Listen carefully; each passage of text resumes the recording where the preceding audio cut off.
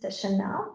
So once again, welcome to everyone. The first session, the first part of this workshop will be until 12, and we will be dealing with the results of the policy benchmarking of innovation procurement, after which we will have also time, there will be time for Q&A. This is why you can again send your questions through the chat and also ask them during the presentation, but also after.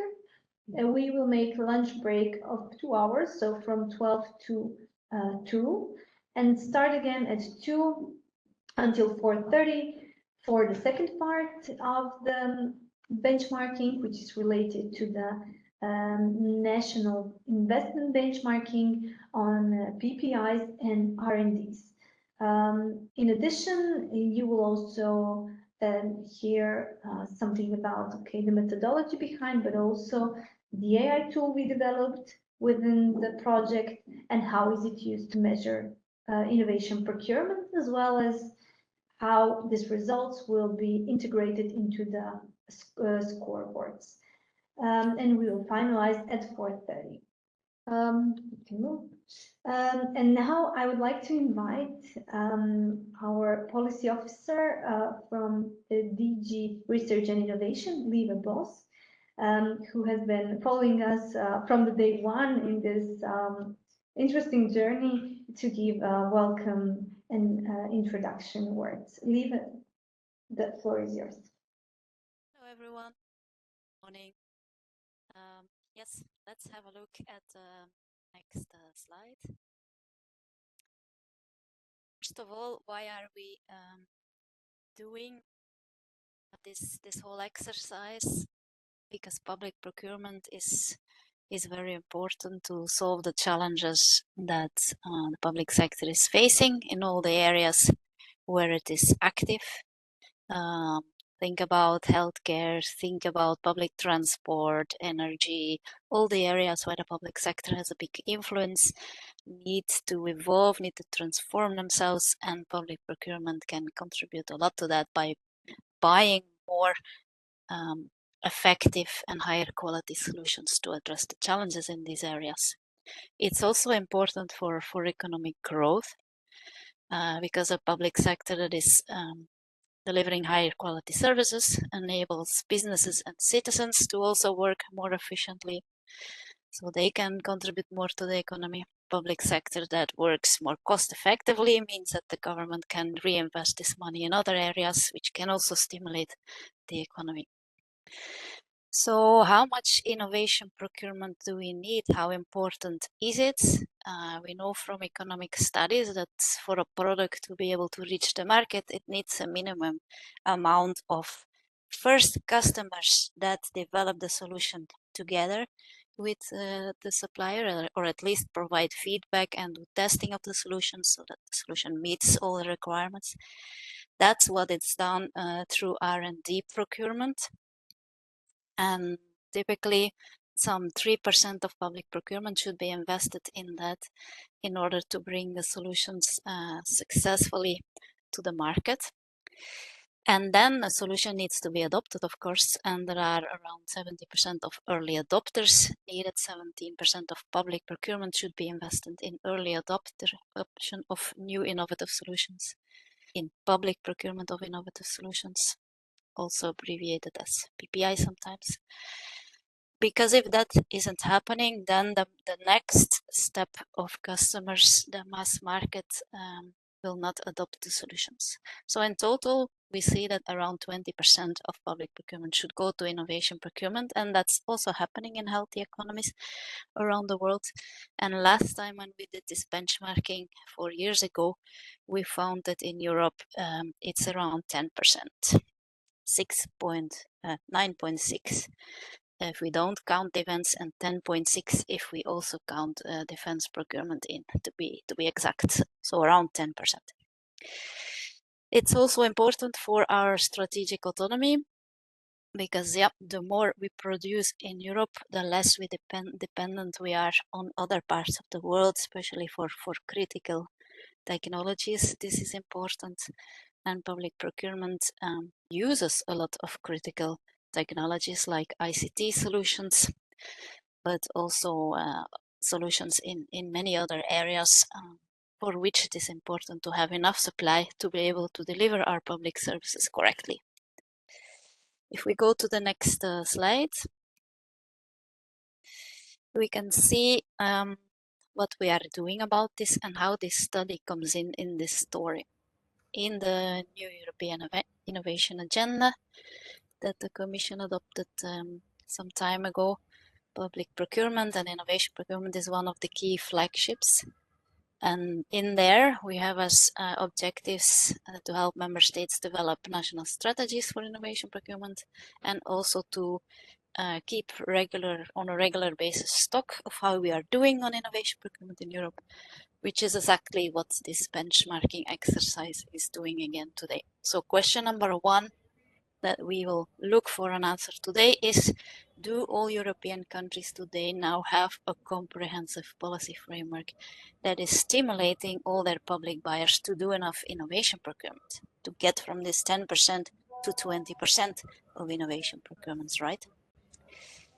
And the second question is, do we have the right balance then? How far are we in reaching this 20% of public procurement that should go to?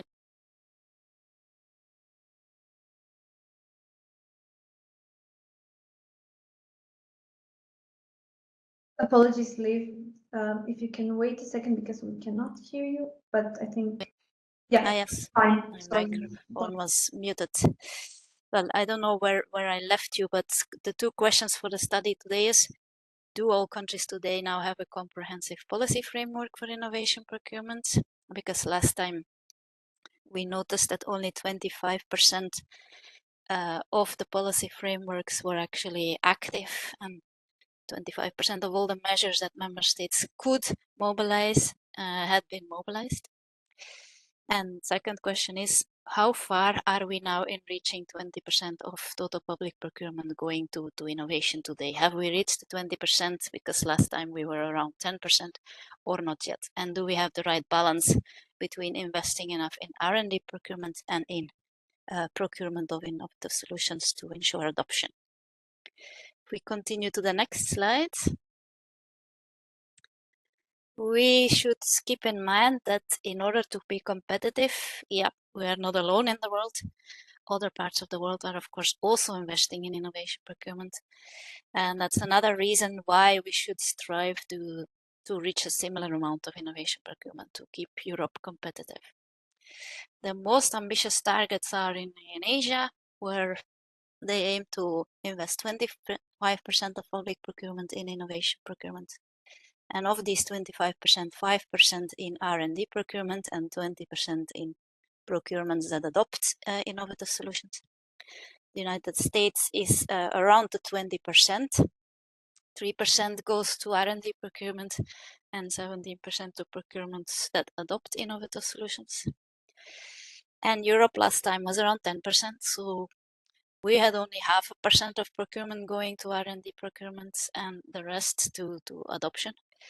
So have we been able to improve both parts or not? That's the big question for today. And then finally, my last slide, we can see, yes, how this fits in the broader context. So over the years, many initiatives have already been taken in Europe to stimulate innovation procurement.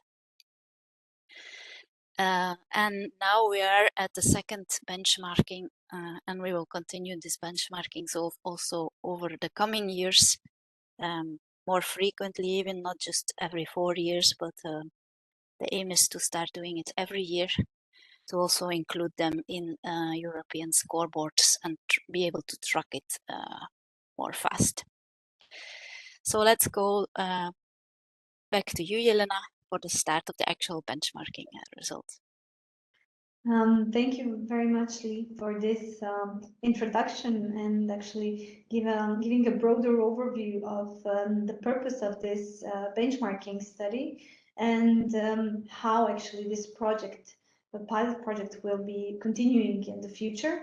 And we will actually start, as mentioned, with the results, actually with the methodology and then the results related to the benchmarking of national policy frameworks on innovation procurement. Now I will invite my colleague Marina Juricic, who will present you and give you an overview of how the data was actually collected, what is the background, and how this was processed, and country profiles prepared for each country related to the national policy frameworks. Marina.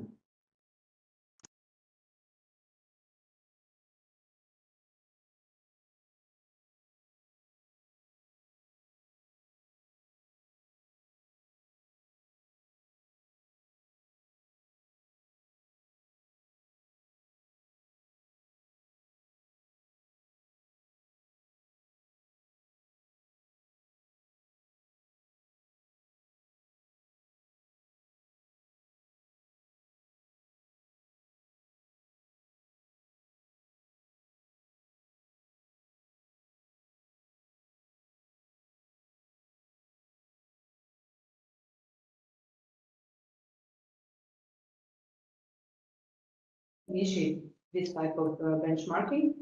First time the project took place between 2018 and 2021. This time we are a bit faster, so we started in January last year and we'll finish by September this year.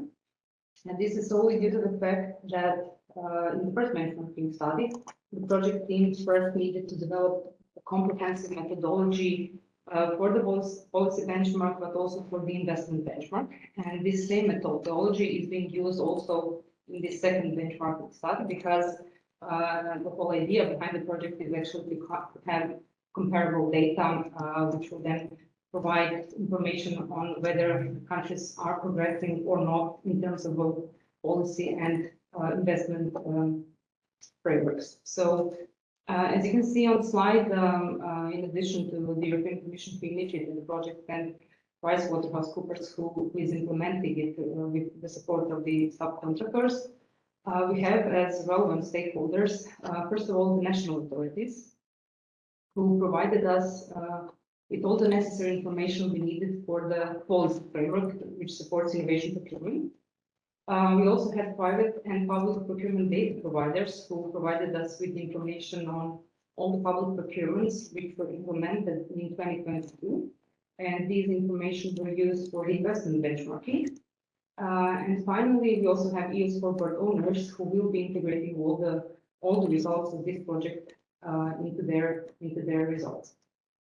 So now that we know the main facts and figures about the project, we can dive into the details about the policy benchmarking approach, where the main idea behind the exercise was actually to measure whether the countries have progressed in the implementation of those policy measures which are supportive of innovation procurement. This was done across all sectors of public interest to actually see whether the basis have been provided in the countries for the greater uptake of innovation procurement. So to do the policy benchmarking, we first needed to gather a lot of information, a lot of data, to be able to understand how countries stand on 10 different policy indicators. So our first step was a thorough desk research, which is actually conducted by approaching different national and regional procurement policy sources. So we used websites, reports, action plans, dedicated web pages, anything we could come across that was publicly available that could provide us with an insight on how the countries stand in this respect. Obviously, not all national and regional documents are available online, not everything is being published. So of course, we needed also to get better understanding of all the documents we assessed. So in the next step, we shared surveys with the stakeholders in each of the 30 countries, not only to gather more information and more documentation, but also to have a better understanding of all the specific national circumstances for each of the 30 countries. Even so, even with the desk research and the survey, we also held online meetings with the stakeholders, sometimes with the aim to help them answer the surveys, because the surveys were quite expensive and going into many details. And not always the stakeholders know all the answers and have all the supporting documentation we would ask from them.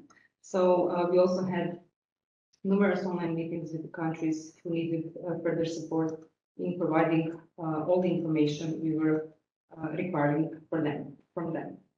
And now to test the Menti that Jelena announced just a few minutes ago, I would like to invite you to take your cell phones to scan the QR code that you see on the right side of this slide.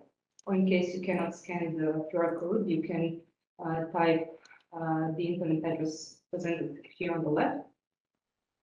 And if you're using the website, you will also be requested to provide the code. You can see it also here on the left side of the slide. Okay, and that's the thumbs up. So this means that most of you have been successful in using this. Okay, we will wait a bit more to see that you're on. Okay, a lot of thumbs up are here. So here's the first question for all of you. Now that I've mentioned gathering all the information, maybe because it's getting back to you that you perhaps participated in providing this information to us. So the first question is whether you have provided information for the purpose of this benchmarking study. And it will be very interesting, and we will be very pleased to have as many such participants as possible, so that you could see that all the information that you have provided have been used purposefully and that some results came out of it. So I will give you just a few more seconds to answer to this question. Should test the Menti because we will have more questions as we go.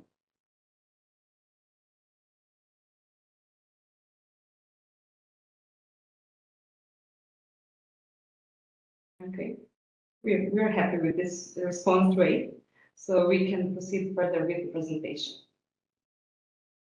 So obviously, it was quite of a task to gather all this information, to get in touch with all these stakeholders, to gather everything we needed. So we obviously encountered some of the obstacles along the way, but this was nothing that we couldn't comprehend. So it took a bit longer for us to collect all the data, because very often it was very extensive survey, and stakeholders needed additional time to fill in everything, to provide all the supporting documentation to support their answers. So it took a while to collect all the necessary information.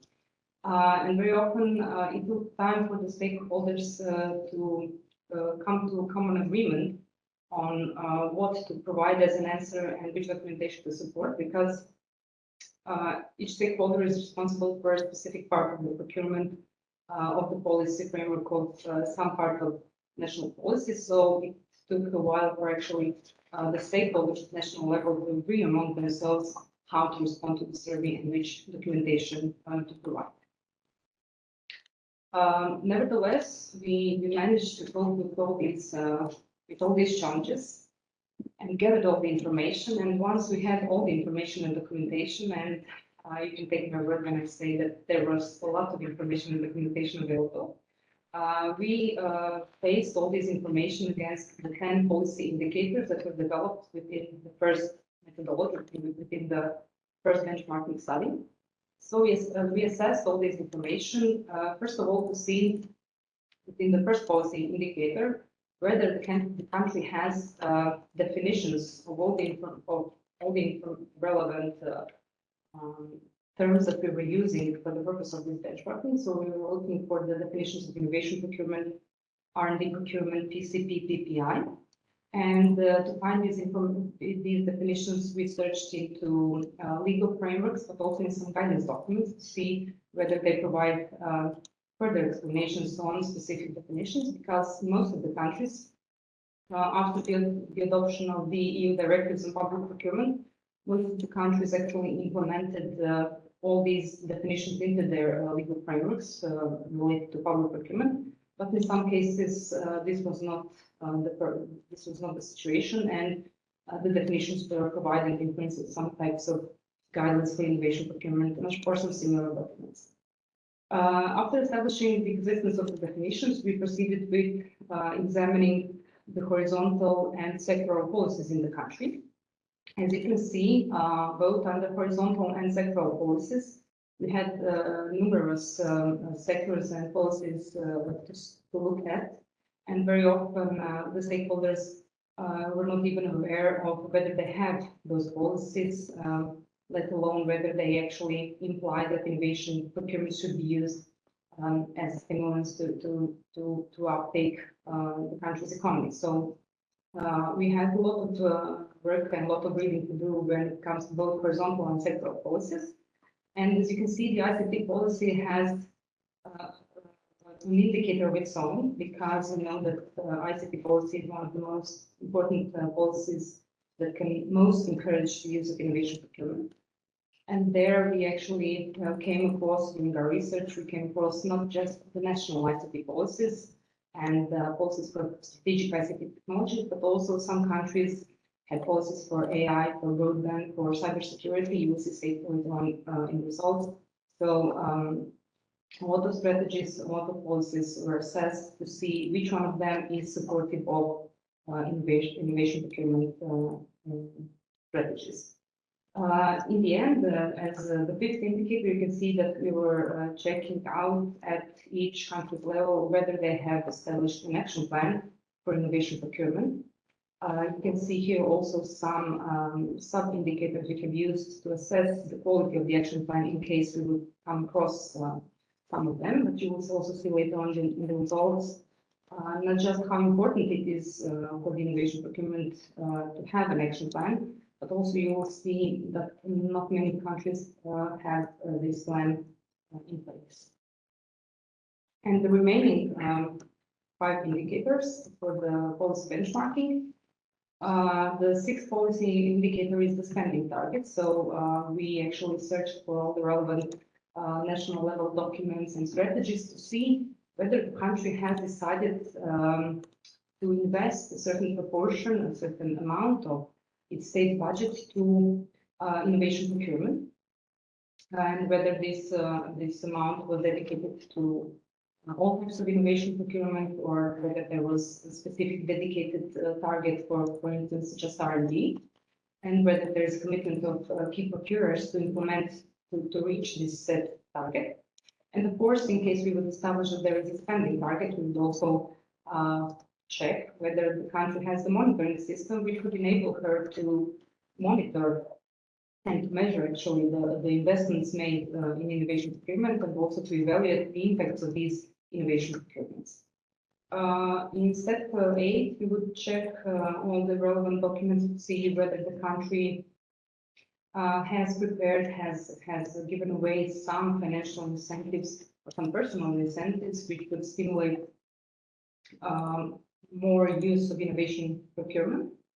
And in the end, we will focus on the capacity building and assistance measures, which I'm sure most of you would agree are most important when the country decides at policy level and the policy documents that they have some, let's say, ambitious plans regarding innovation procurement. Then it's very important to provide adequate capacity building and assistance to all those public procurers who are expected to implement more innovation.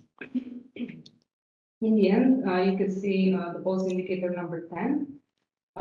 So this is where we were checking whether the innovation procurement market was innovation friendly, meaning whether they were using more economical, most advantageous criteria as a tender, whether there was allowed use of variance, whether the country has elaborated on how they will deal with intellectual property rights. So there are many elements and many sub-indicators which were assessed to actually check if the procurement market is innovation friendly.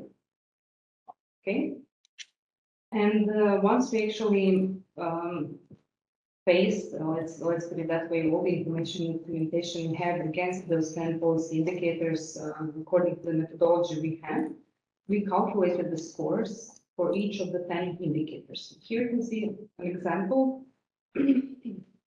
of how we did calculations for indicator number 1. If you remember, this indicator pertains to the existence of the official definitions for innovation procurement, R&D procurement, PCP, and PPI. And you can see here that the scoring was not simple. It went into a lot of detail. So it was not just about whether there is a definition or not. We actually had to first verify whether there's a legal basis to implement innovation procurement, R&D procurement, PCP, and PPI. In case the country would not even have a legal basis, it would automatically score 0%. So this was a starting point to actually see that the country has enabled the public procurers to implement each of the types of public procurements mentioned. And in case there would be legal basis, we would then go a step further to see if there's also an official definition of each of those procurements. And we differentiated on whether the definition was provided in some guidance documents, which were perhaps not obligatory, or whether the definition was provided in some legislative framework. As you can see, more points were scored for those countries who provide the definition in legislation. You can see that definition legislation ranks from 80 to 100%. So this is, let's say, obligatory definition, which has to be used by all the public procurers in the country, unlike the one provided in the guidance. When finding that there is a definition on a specific topic of the procurement, we would also see whether it has full coverage, meaning that whether it refers to the entire country or just to a specific region, or whether it pertains just to a specific sector, for instance, just to the defense sector. In case it had full coverage, of course, it would get more points. And in the end, of course, we would check whether the existing definitions are compliant with the definitions from the EU directives.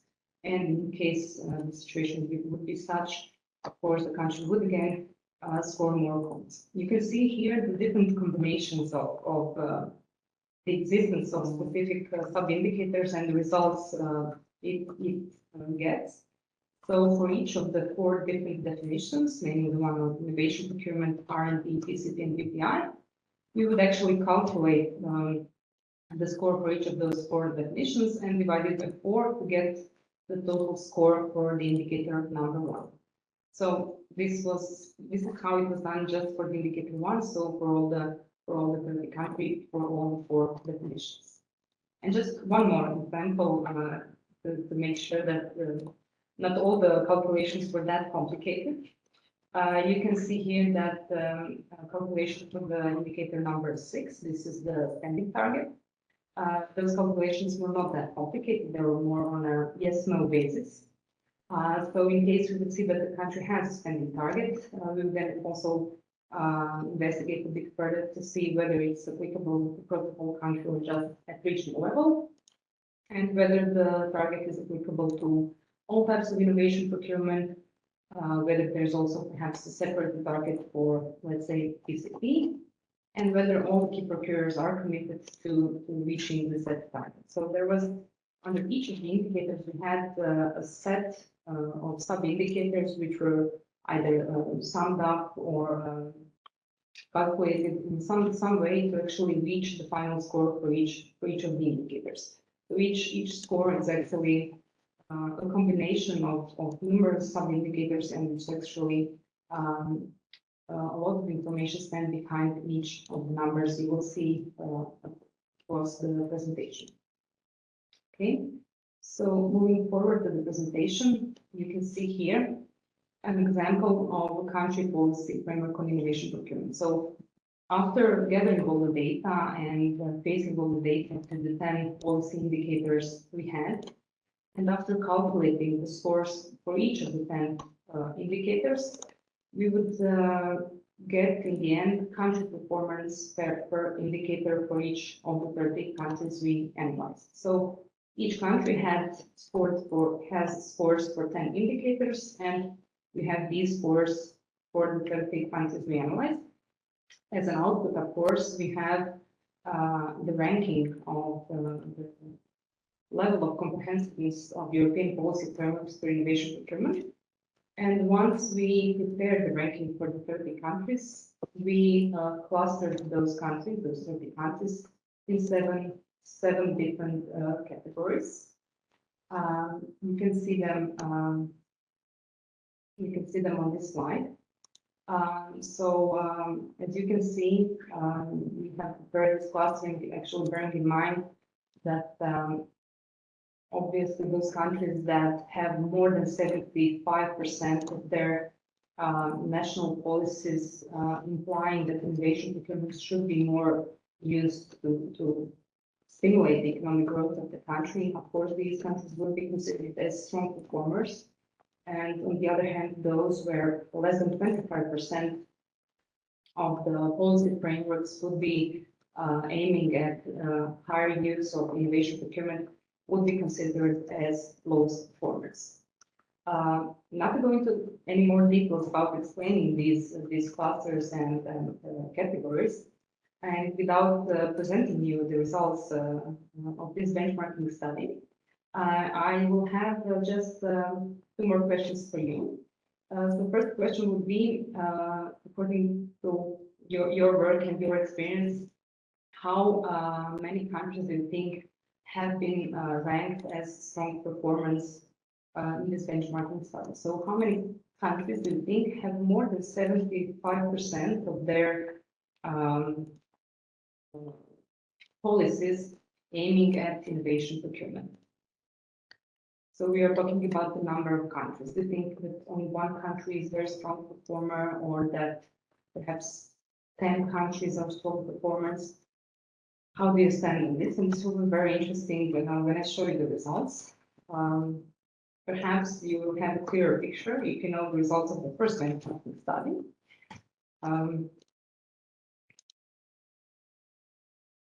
Okay, so okay, we have a variety of responses, and I hope I won't disappoint you too much when I say to you that none of the responses is correct, but I will show you the chart very soon. Before that, I will test your knowledge a bit more and try to find out how many countries you think have been ranked as low performers. So those countries which have 25 or less of their national policies supportive of innovation procurement.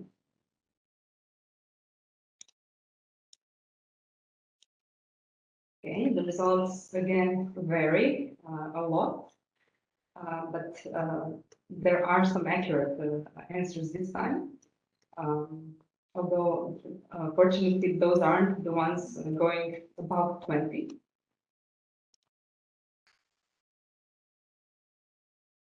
Because it wouldn't be a happy situation if more than 20 countries out of 30 analyzed would have less than 25% of their national policies supportive of innovation procurement.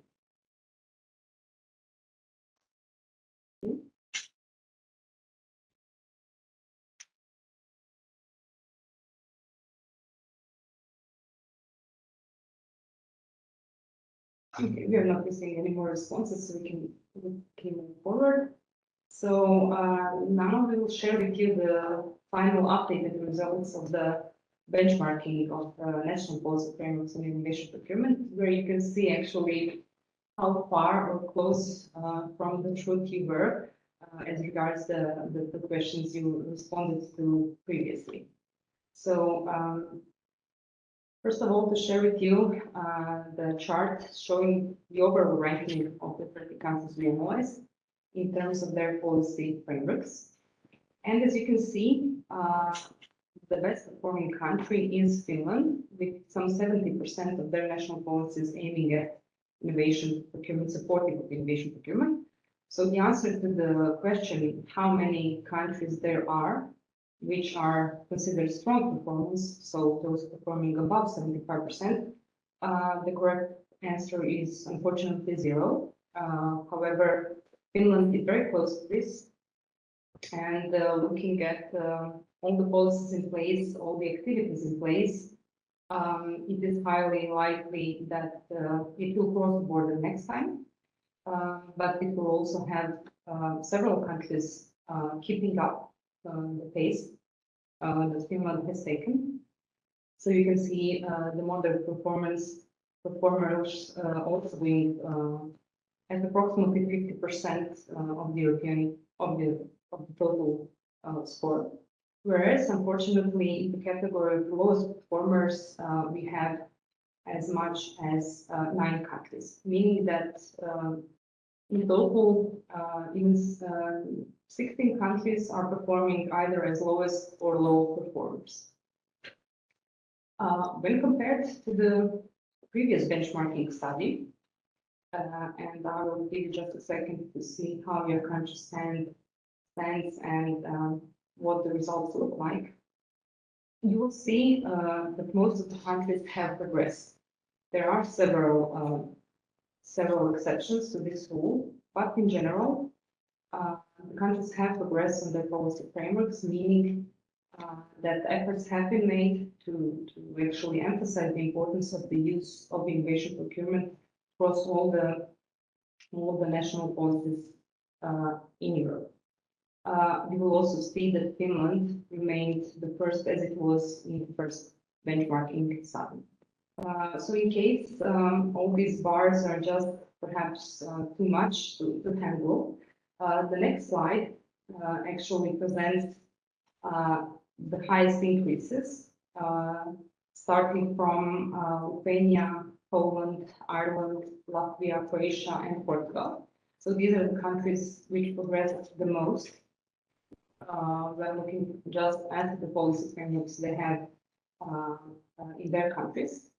And although the European average is not a country, it is presented here just to actually point out that according to the overall results, the European average on the policy frameworks has increased from 26 to 33%, meaning that overall countries are aware of the importance of innovation procurement, they have started slowly increasing the share of innovation procurement in their policy frameworks.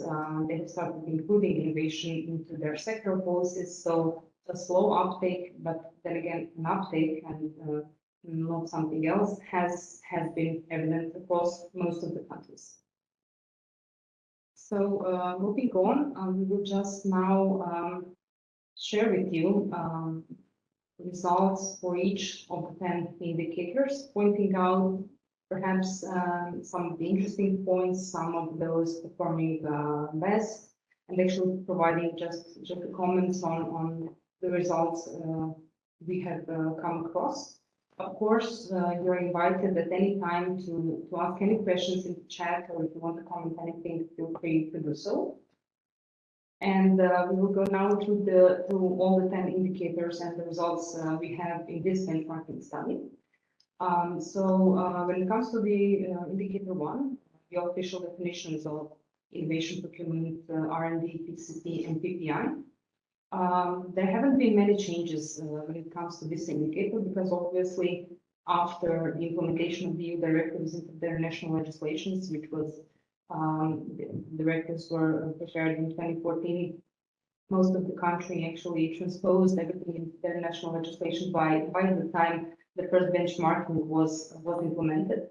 So not many changes in this respect happened. The only changes actually referred to those countries which, in addition to the legal framework, perhaps prepared some additional guidance documents, which then actually provided additional clarification to the public procurers on what exactly is innovation procurement, how to implement R&D procurement. So the guidance documents proved very often to be very useful to the contracting authorities implementing procurements, and these actual improvements have been reported on several countries which actually performed best in this benchmarking study. These are Austria, Estonia, Finland, Greece, Lithuania, Slovenia, and Spain.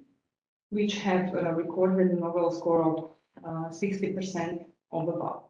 When it comes to actually elaboration of the very definitions of either innovation, R&D, PCP, or PPI, what's interesting actually to mention is that in most of the countries, the definition of R&D is present almost always in the national legislation, whereas the least points were awarded to the countries for the definition of innovation procurement. So interestingly, most of the countries does not have a definition of innovation procurement in their national legislation. Some have it in guidance documents, but most of the countries have the R&D definition integrated in some of the documents they have.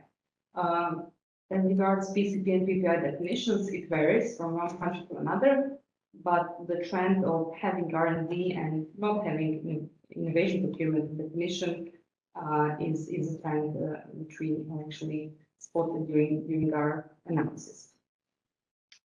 So moving on to the indicator number 2, these are the horizontal policies. So the European average for this indicator is 50%. And looking at the countries individually, you will also see that this is how they vary. So most of the countries have some horizontal policies in place, and in some of those policies argue and actually support the use of innovation procurement. Only 11 countries are scoring below this average of 50%, meaning that very often the countries perhaps even have the horizontal policy in place, but the policy does not explicitly support the use of innovation procurement.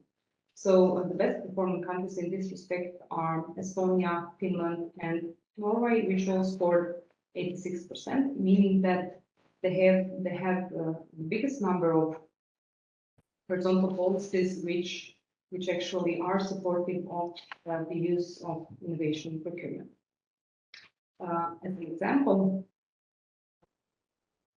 we have here an entrepreneurship policy, for instance, in Estonia, which embedded innovation procurement in its umbrella strategy, which encourages Estonian research, development, innovation, and entrepreneurship sectors to work together to increase the well-being of the Estonian society. So as you saw on the previous slide, Estonia was one of the best performing countries in this respect. And as you can see in this one umbrella strategy, they actually cover not just one horizontal policy, not just entrepreneurship policy, but also research, innovation, and other policies as well as an umbrella strategy. Likewise, in Poland, which was actually pointed out as one of the countries at the very beginning, as one of the countries who progressed significantly when compared to the first benchmarking study. So in Poland, the Polish state purchasing policy dedicates a whole chapter to actually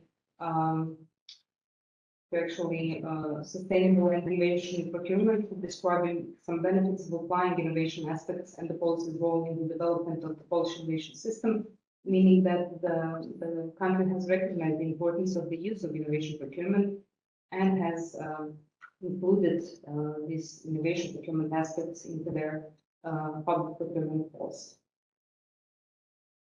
Moving on to indicator number 3, it's actually interesting to mention that most of the countries analyzed are well aware of the fact that ICTs are catalyzers for innovation and public sector modernization.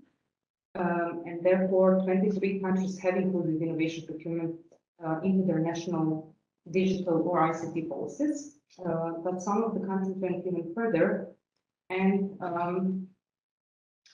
provided not just national digital or ICT policies, but also, for instance, Austria has artificial intelligence strategy, broadband strategy, and cybersecurity strategy. So the countries went even a step further into actually embedding innovation procurement into those ICT-related policies. Similar to that, also Spain has several documents covering the ICT policy and actually arguing for the higher uptake of innovation procurement in that respect. Netherlands is also among one of the countries which has paid a lot of attention to providing relevant national documents which would argue of the greater use of innovation procurement. You can see here not just digitalization strategy, but also an annual plan for the procurement digitalization, also strategic action plan for artificial intelligence, cybersecurity strategy, and innovation policy, which Dutch mission-driven top sectors and innovation policy. So numerous documents on ICT policies arguing for a greater uptake of innovation procurement, taking into account that ICTs are the catalyst for innovation.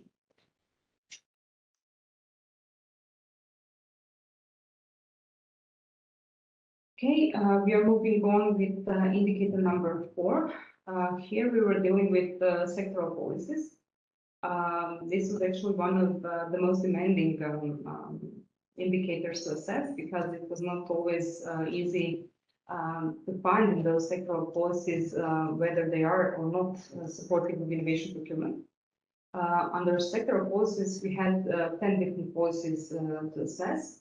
And as you can see here, none of the countries has all the policies covered, and all the policies are actually supportive of innovation procurement. The only one that wasn't found in any of the countries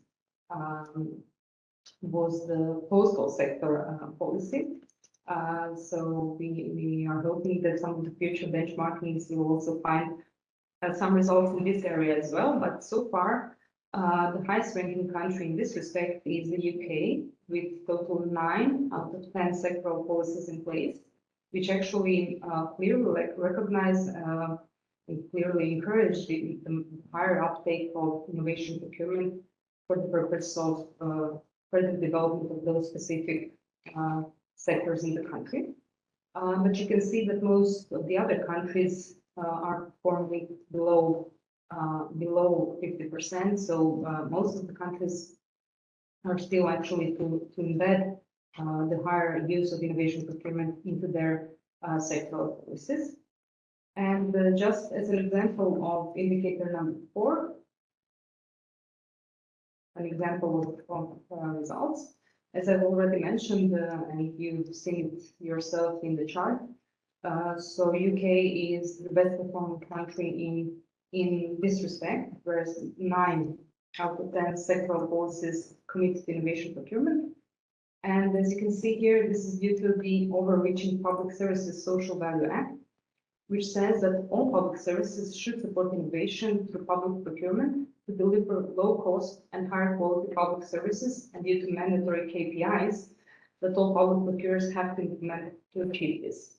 So obviously, UK has found ways to actually integrate a higher uptake of innovation procurement in all sectors in the country. And this has resulted in receiving 90% on this specific indicator. Similar to that, in Finland, we have found evidence that 7 out of 10 sectoral commit to innovation procurement. And in case of Finland, this is due to the National Action Plan, in which every national ministry commits to integrate innovation procurement actions into its national strategy. So these are some specific examples of the indicators. Of course, each country is specific has its own reasons why some strategies include the innovation procurement and some don't. Very similar to that, you will see indicator number 5. This is an action plan. I know that this chart looks almost funny, but unfortunately, this is how the countries stand on indicator number 5, and this is the existence of an action plan. If you remember, actually, when we looked at the graph showing the overall ranking of the countries, you will remember that Finland, Austria, and Belgium were among the highest ranking countries on the overall score for the policy frameworks. And it has actually proven throughout our research that those countries who have an action plan in place, a good action plan which actually elaborates on which activities the country will take to ensure higher uptake of innovation procurement, which stakeholders will be devoted to the implementation of these activities. What is the time frame to implement these activities? So each country which has such a detailed action plan where it is committed to implement specific activities to ensure a higher uptake of innovation procurement, those are the countries which actually perform best when it comes to the overall scores. So we will see now an example of results for the indicator number 5. So you have seen on the graph that Finland scored the highest with 69%. Because they have an action plan with concrete measures that aim to scale up innovation procurement widely. You also saw that Austria and Belgium are the only remaining ones with the action plan. But the encouraging fact is that there are some countries which are discussing and are updating or creating dedicated action plans based on the ones that already exist at EU level.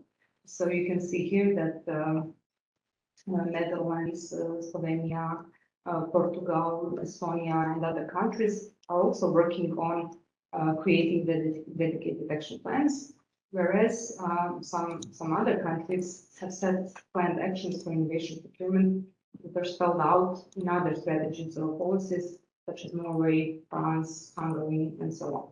So obviously, although currently only 3 countries have the action plan in place, 20 other countries have recognized the importance of having such a document at national level and have started working on its preparation. So obviously, having an action plan is very important. So we decided to go into a bit more detail on the action plan, which was scored with the highest number of points. And this is the action plan Finland has developed, which on the one hand ensures better structures and cooperation models, because without a good setup among the stakeholders who will be actively involved in the implementation of all the activities envisaged by the action plan, there of course will not be any improvement made in that respect. So according to the Finnish action plan, each ministry created its own action plan for its sector which it's under its command. And each ministry was actually devoted to implement and integrate as much innovation procurement as possible. All central purchasing bodies also have set their innovation procurement objectives, and innovation procurement was also included in local authorities' plans as well. So meaning that all levels, both national, regional, and local levels, as well as central purchasing bodies, were involved in the implementation of this action plan. And on the other hand, they were also supported by, for instance, KINO as a competence center through some different training courses, capacity building measures, assistance measures, and so on. So all the country's resources were actually aimed at reaching the goals set in the action plan and implementing specific activities envisaged by the plan. So the existence of an action plan has proven to be a key prerequisite to having success on the use of innovation procurement. The following indicator is indicator number 6, and this is the spending target. The situation is similar to the one we had with the action plan. So not many countries have set specific spending targets for innovation procurement. This perhaps doesn't have to be regarded as some kind of a downside for the country, because not all dedicated actions and actions plans need to necessarily lead to a specific percentage or amount of innovation procurement. What's more important is actually to have dedicated actions in place stimulating a greater use of innovation procurement. However, the countries that you see on this chart have specific targets set for innovation procurement. And in the next slide, you will see what are those spending targets and how the countries have decided to actually devote a specific portion of their budget to stimulate more use of innovation procurement. For instance, in France, the state purchasing department is committed to doubling the order of the state for innovative SMEs from 2.4 to 4% by 2027. So, as you can see, this is a very specific spending target, which is applicable obviously just to France, because the state has realized and has understood the potential of innovative SMEs and their capacities to actually increase the use of innovation procurement. So the country has decided to spend more and to provide higher state budget to stimulate the innovative SMEs. In Finland, according to their national plan, 10% of all public procurement in the country were to be innovative public procurements. This was a very simple target when it comes to the wording. However, when it comes to actually achieving this figure, obviously this wasn't an easy task. In Estonia, so the target was set at a bit lower levels. So Estonia has a target to have 2% out of all procurements made by 2025 to be innovation procurements. Whereas by 2035, the targets for innovation procurements should be set at 5%. So Estonia has an increasing target, let's put it that way. So starting with 2% by 2025 and then increasing to 5% by 2035, which is quite realistic and achievable given all the other results the country has demonstrated when it comes to the policy frameworks. In Poland, there's also target set in the form of a percentage of total procurement budget. So the Poland has a target for the public buyers to allocate 3% of their procurement budget to PCPs and 20% to innovations. This target is interesting and it's different than the other targets because it's not obligatory. So the public buyers are advised to allocate 3%. They're not obliged to do this. There is no legal binding for them to work towards this percentage. So it will be interesting to see actually what the results will show in some future benchmarking will be made. In Slovakia, 7% of the budget intended for public procurement will be used for the purchase of innovative solutions by 2030, which is also one of those specific targets set for the specific country, and given other indicators the country has shown, it also seems realistic.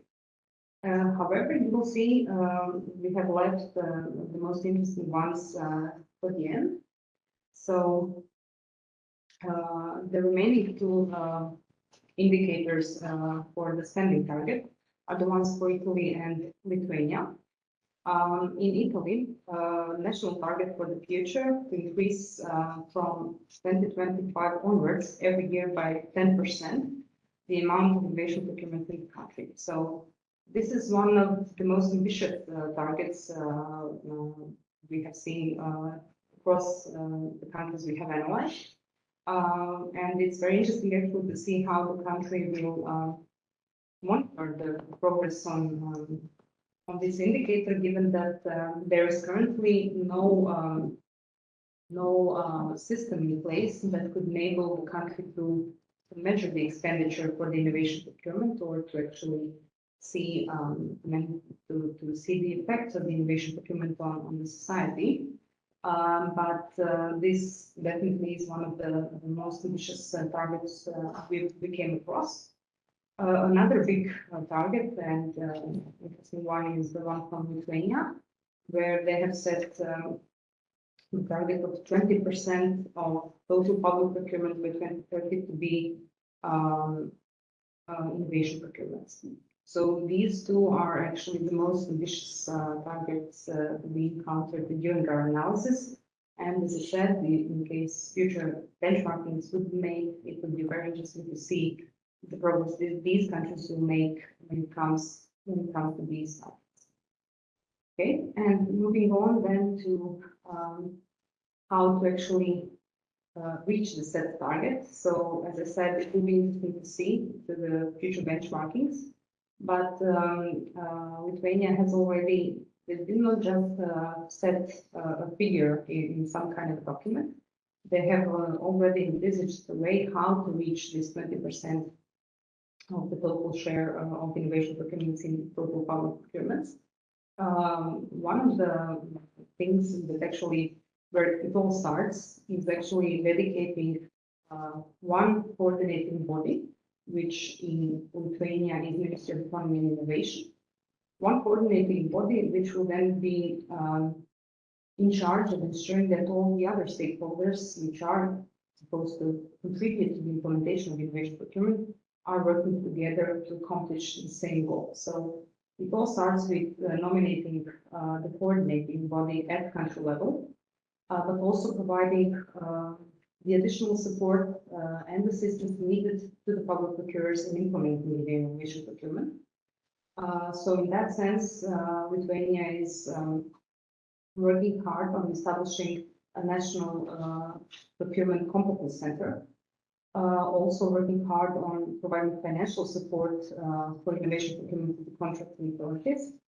And engaging more staff to work at the innovation agency and developing new guidelines and templates for public procurements for stakeholders. So Lithuania is really not just putting it on the paper.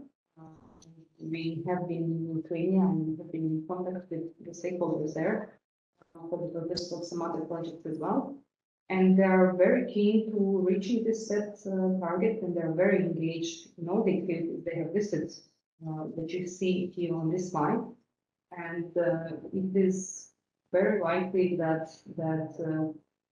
higher uptake will take place in Lithuania very soon.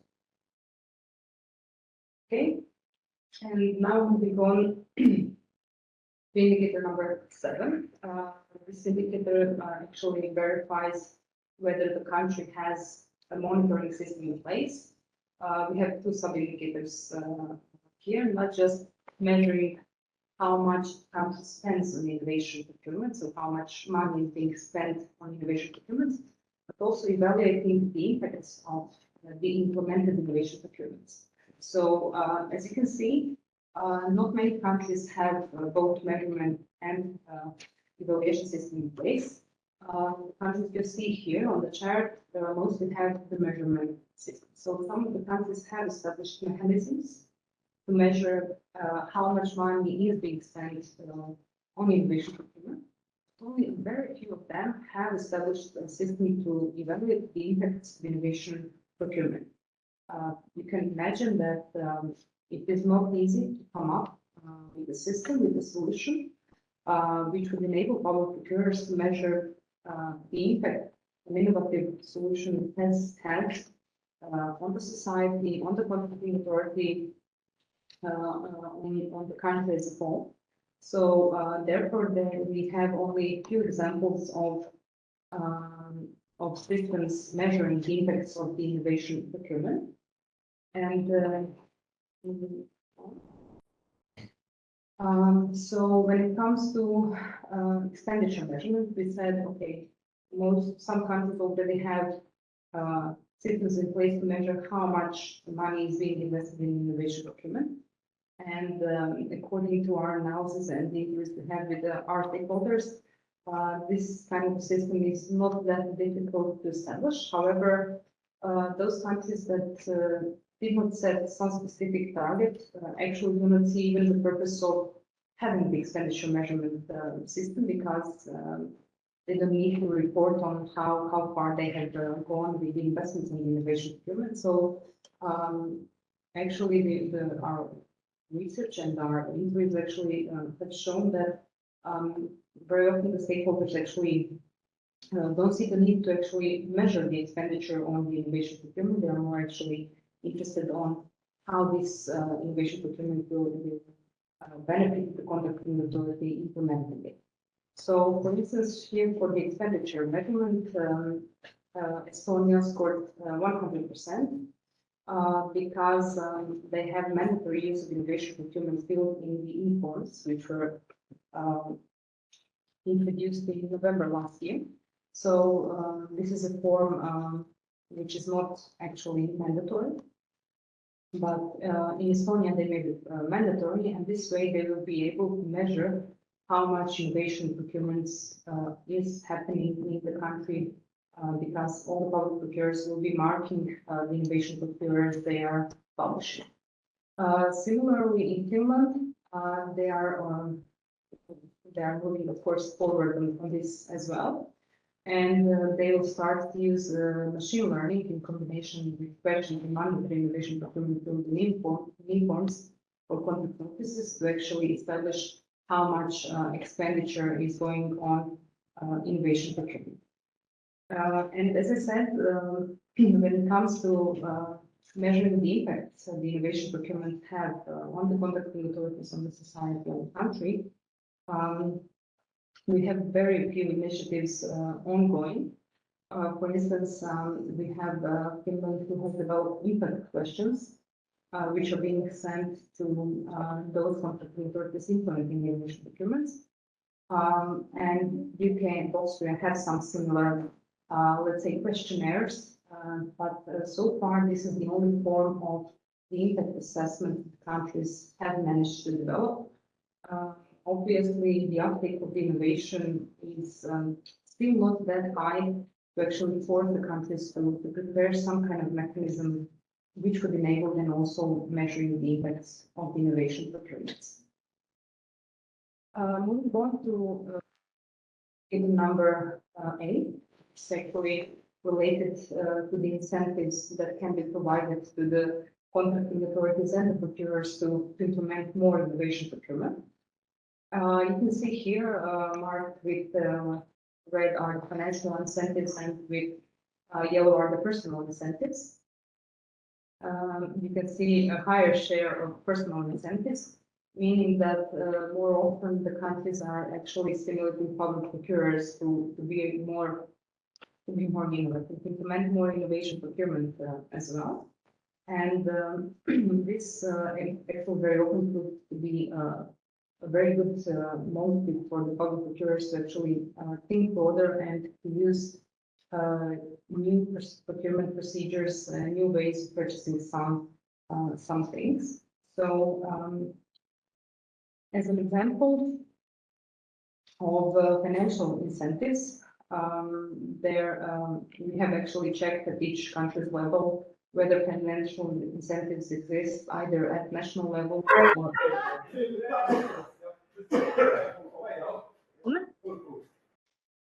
yeah. Can we please just ask you to keep your microphones turned off? Thank you. Okay. So obviously the financial incentives at country levels exist, and you can see here that some countries have general incentives for the innovation procurements, where the amounts are quite small and the topics are scattered, but some financial incentives exist. Some countries, for instance, Croatia, Finland, Estonia, have specific incentives for R&D procurement, whereas some others have specific financial incentives for PPI procurement. So these are different incentives actually where the contracting authorities are being provided with financial support, which will actually then de-risk the innovation procurement, because we know that innovation procurement is carrying significant amount of financial risk, because especially R&D procurement, because we never know whether the new solution will actually fill all your needs. So to de-risk the innovation procurement, very often the countries are offering financial incentives. Likewise, the countries are sometimes offering personal incentives as well, to actually motivate the public procurers to implement more innovation procurement. The strongest personal incentives we came across are the ones in the UK and Finland, where the governments actually set key performance indicators on all procurers to improve quality and efficiency of their public services. And in Finland, this is even stronger than in the UK, because those KPIs are set at the local regional authorities via system agreements. So Finland has actually has in many indicators moved a step forward and spread the use of these incentives on all levels of the country. We also have examples when it comes to personal incentives. We have examples of personal incentives in the form of career or promotion incentives, like in Italy. We have countries where innovation procurement prizes are awarded, like in Austria or France or Spain. And we have countries which provide for ranking of top innovation procurers. So a contest is being organized where they're competing who's going to be the best innovation procurer, and this is in Netherlands. So there are different ways, obviously, to motivate not just the contracting authorities, but the public procurers implementing practically the public procurements, how to be more innovative, how to think outside the boxes, and how to actually be more supportive of the use of innovation procurement. Okay, and of course, none of this all would be possible without adequate capacity building and assistance measures. As we said, when the country actually sets some kind of spending target, provides for a monitoring system, perhaps even prepares an action plan, there always have to be people in the background of this entire story who will implement all these activities and work towards the common goals. So obviously, this entire story cannot go without the capacity building aiming at the public procurers implementing innovation procurements. So under indicator number 9, we were assessing 9 different capacity building and assistance measures, looking at whether at the national levels, the countries, for instance, have one central website where all the information on innovation procurement can be found, or whether perhaps they have one-stop shop or a competence center, which then provides adequate support to all those implementing innovation procurement. Whether the country organizes trainings and workshops or networking of the procurers on this topic, whether there are some handbooks or guidelines available to the public procurers doing innovation, and so on. This was also one of those challenging indicators, the same as the one on sectoral policies, where we had a lot of sub-indicators to assess. And here are some of the examples of the results for indicator number 9. And just to point out, the countries scored good on this indicator. So you can see, for instance, on the example of Austria, that they had scored 65% because they had, I would put it that way, they have their one-stop shop or national competence center. And it actually proved through our analysis and our research that everything actually, all the countries that have the one-stop shop for the National Competence Center have also most of the other sub-indicators covered as well, because the National Competence Center very often acts as the main central point for all the innovation procurement related tools and measures, meaning that when the country has, for instance, the National Competence Center, it very often provides training to the procurers, it provides for good practice examples, it organizes networking. So the National Competence Center actually provides for majority of the capacity building measures at the country level. So, for example, in Austria, So, for instance, in Austria, not only do we have the National Competence Center, but we also have one central website where the procurers can find all the information on innovation procurement in one place. We also have the Federal Academy of Public Administration and PPI Service Center for carrying out training activities. And what would be very important to the procurers is to have examples of good practices on innovation procurement, which are in Austria also available. And networking activities are being organized once a year, and case-by-case assistance is being also provided by their national competence center. So as you can see, almost all capacity buildings in Austria are covered, and as you can see in the overall ranking graph, Austria ranks among best countries in the overall policy benchmarking. Similar to that in Finland, it all begins with their competence center, Keino. Unfortunately, the information has been published on their official website that it will cease its functioning, stop with its activities.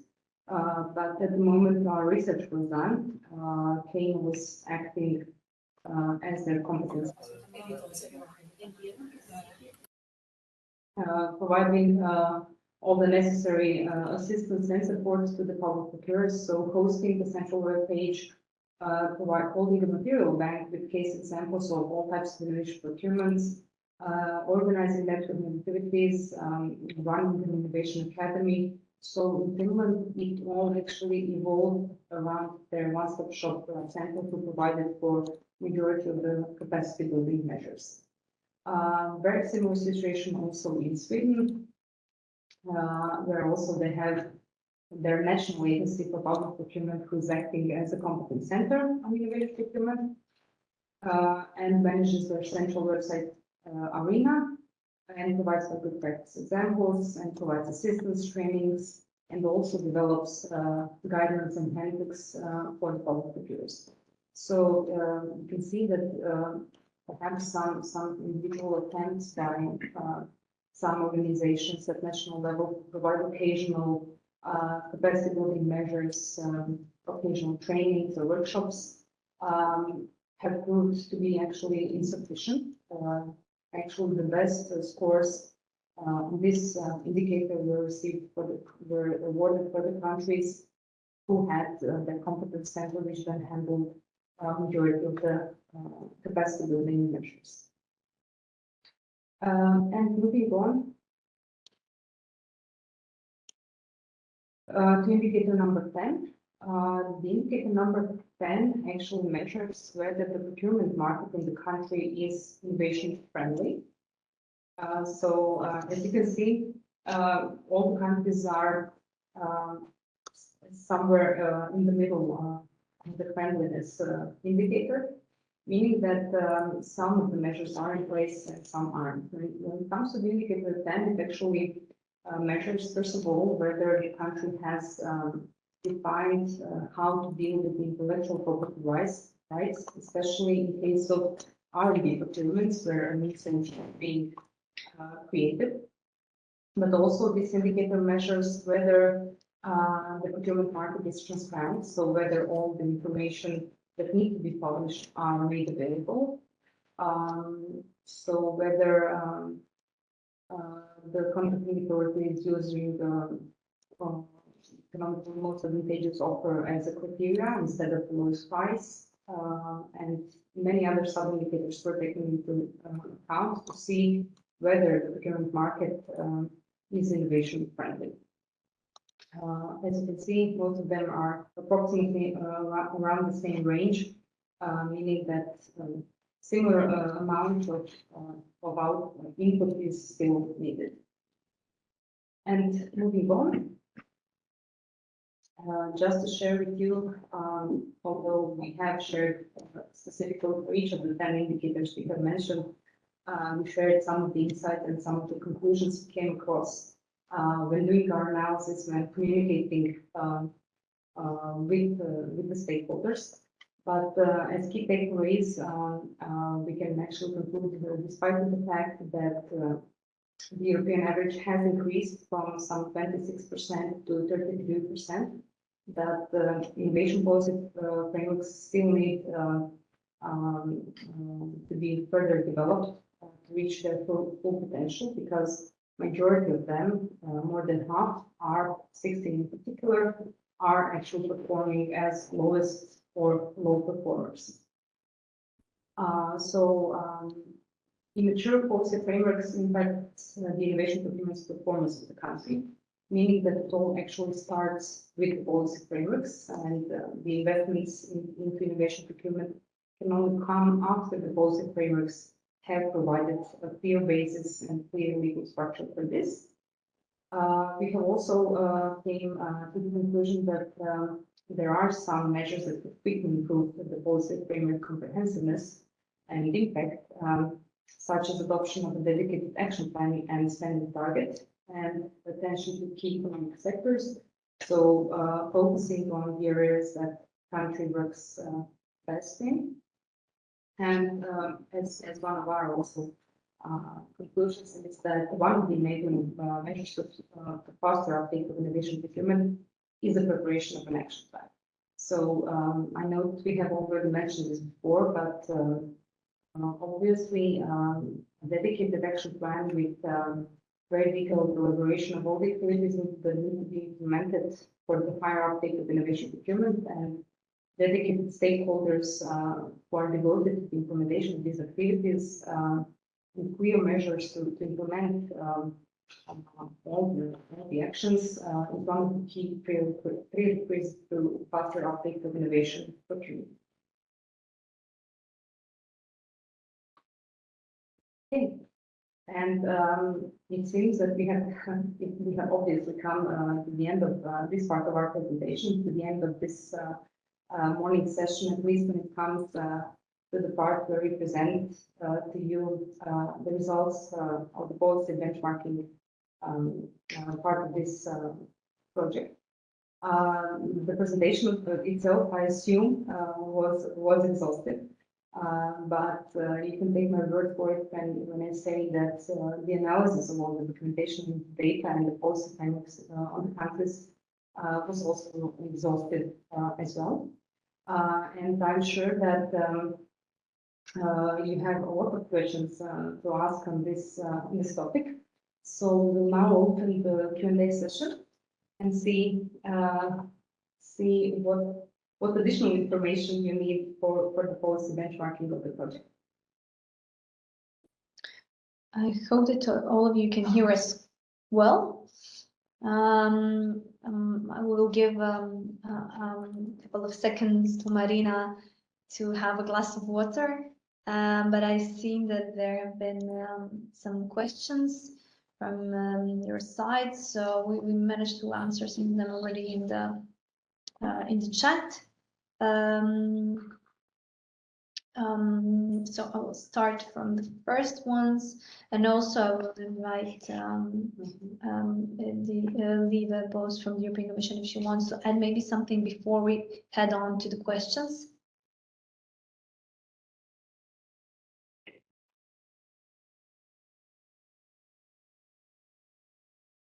Okay, if not, then we have questions. But you can start with that. Yep. I'll start from the beginning, going through the chat, starting with a question on or the comment that the countries with the official settings, like we're talking about the spending target for the innovation procurement, have the lowest performance. Perhaps we can conclude that the basis of official setting does not have much impact. I'd rather say that the countries who have the official settings have actually noticed that they have low performance, and this is one of the ways for them to actually ensure a greater uptake, to set a clear goal towards which they will then work forward. So my understanding is, for instance, the spending target that Finland has is actually probably it was actually valid at the moment the analysis was implemented, but regardless of this spending target, they have their aims and they have their things that they need to implement regardless of the spending target. However, I assume that, for instance, Lithuania, which has a spending target of 20%, has just made a decision to work towards this goal. So Lithuania is not among the lowest performers, but it's slowly uptaking towards this goal. So I would say, in conclusion, that okay, the countries with target perhaps aren't the best performers, but they have set the target perhaps to move towards being better. So we have another comment about the skepticism about the effectiveness of anchoring in horizontal policies and whether there are some positive experiences in that regard. In practice, you will see later on actually, and the entire idea behind this project was to first see how countries stand on the policy benchmarks. And this first step, we were only looking at whether the policy framework enables the innovation procurement. How much investments this actually pulled on innovation procurement, and what are the scorings of the countries in this respect? You will see at the second part of the presentation. However, to make a clear connection between some horizontal policy which perhaps has specific targets to invest in innovation procurement, and to see whether this sector has progressed, this will also be possible because the elaboration of the investments which take place on innovation procurement will also include differentiation according to the sectors in which these investments will occur. So yes, it will be possible to see whether there is a link between anchoring the innovation procurement in, for example, policy and the amount of investment which then occur as a consequence. Okay. Oh, I think that I've killed the second question as well with that. So what that means underpins the importance of such anchoring. As I said, the policy actually sets basis and provides for how much policy framework enables the use of innovation procurement, and later on the investments show whether the product procurers have made use of this. And you will see the figures in the afternoon session. Why doesn't the UK have a scope for the capacity building? You have received the response to this one. Of course, it has a scope for capacity building. Perhaps with some technical difficulties, it did not present in the chart, but of course, this one was prepared. The next question is on how we account for regional differences in policy and capacity building. A number of regions are well ahead of national policies, and which I can agree on that one.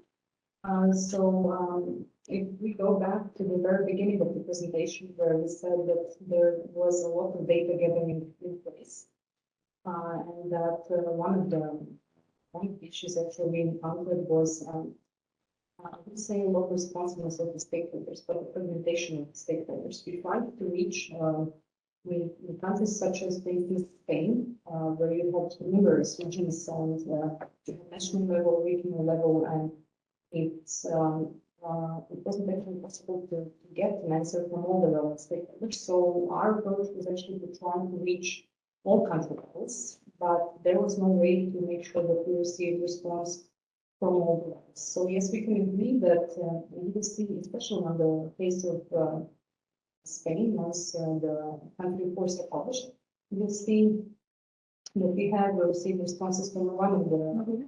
I think that it seems that our audience has some issues in understanding, so we can maybe move the mic to you. Okay, just something that. Okay.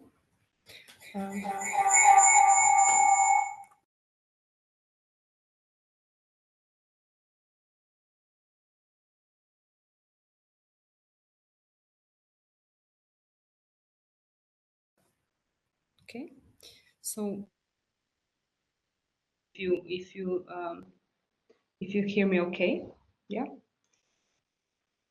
Okay, so going back to the question regarding the national and regional differences, as I said, we tried to reach and to get information from all the levels of one country.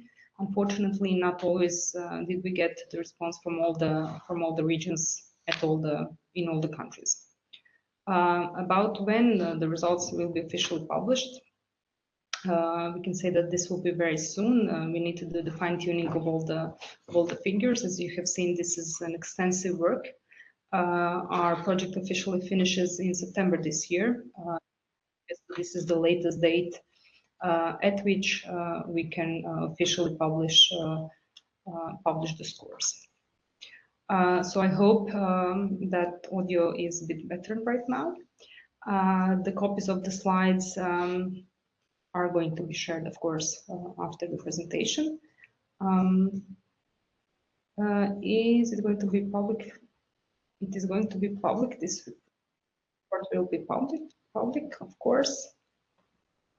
Main contribution for raising the EU average of the study regarding the previous benchmarking. Main contribution for raising the EU average, that you cannot single out just one of the indicators, as you have seen on different indicators, and you will have a document called a synthesis report, and you will have a final study explaining in detail.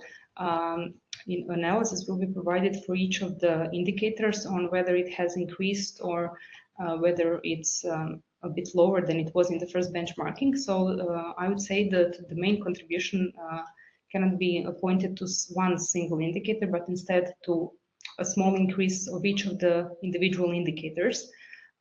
Because as much as we know, none of the indicators is performing worse than in the first benchmarking study. So it's the overall effort of all the sub-indicators, not one single indicator in particular.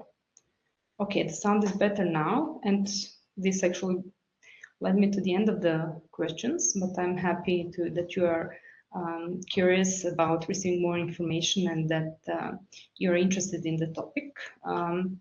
In case you would have any other questions, feel free to leave them.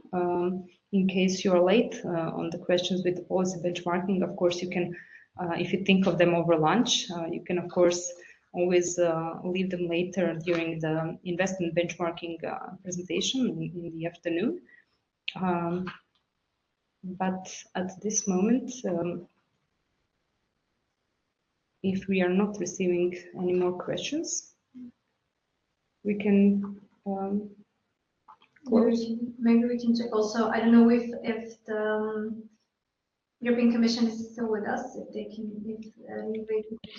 whether you have something to add, or we may break until 2. Yeah.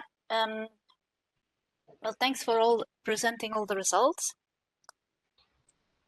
In the afternoon, we will see, because some questions were asking, okay, why are you measuring, for example, the impact on the effort that member states put on anchoring innovation procurement in horizontal policies or in vertical policies, or this or that.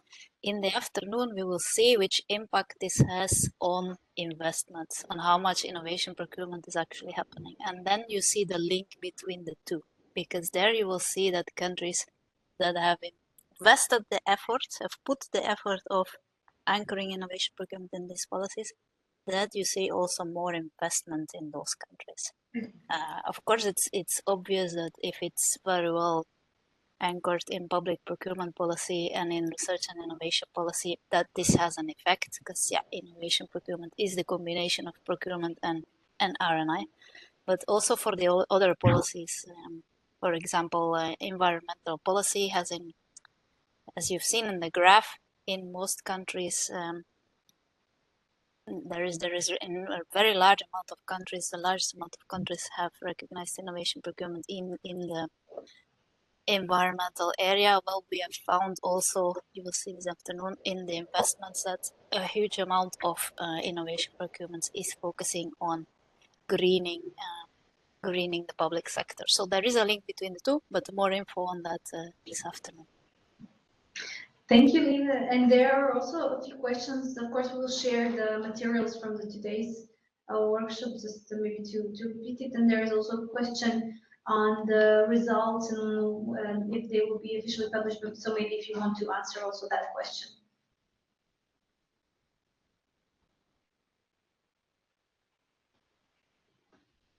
So the question is, will you give an update when the results are officially published so that every country can spread the news on a national level?